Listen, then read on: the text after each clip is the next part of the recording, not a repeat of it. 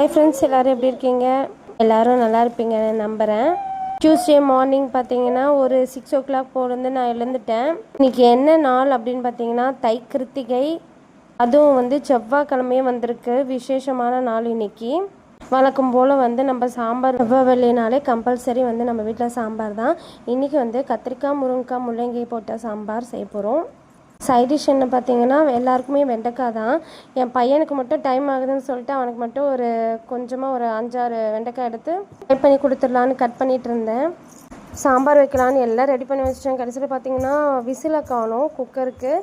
அப்புறம் தேடி எனக்கு டைம் வேறு ஆகிடுச்சா, சரி நம்ம வெண்டைக்காய் மட்டும் செஞ்சுட்டு வெண்டைக்காயில் ரைஸை நல்லா மிக்ஸ் பண்ணி கொடுத்துடலாம் அப்படின்னு சொல்லிட்டு வெண்டைக்காய் ஃபஸ்ட்டு வச்சேன். அதுக்கப்புறம் பார்த்திங்கன்னா மேலே இருக்க குக்கரில் மூடியில் அந்த விசில் இருந்தது. அப்புறம் சாம்பார் தாளித்து வச்சாச்சு. சாம்பாரும் ரெடி பண்ணிட்டேன். இப்போது என் பையனுக்கு ரைஸ் நம்ம பேக் பண்ணுறோம். அதில் கொஞ்சமாக நெய் சேர்த்துட்டு நல்லா மிக்ஸ் பண்ணிக்கலாம். எனக்கு லன்ச் பார்த்திங்கன்னா சாம்பார், வெண்டைக்காய் போட்டு மிக்ஸ் பண்ண ரைஸு. அதுக்கப்புறம் ஸ்நாக்ஸ் என்னென்னு பார்த்தீங்கன்னா பப்பாளி தான் நான் கட் பண்ணி வச்சுருந்தேன். இன்றைக்கி தை கிருத்திகை. நான் கடையிலேருந்து வந்ததுக்கப்புறம் தான் சாமிக்கு பிரசாதம் செஞ்சு சாமி கும்பிடணும். ஃபைனலாக பையனுக்கு லன்ச் பேக் பண்ணியாச்சு.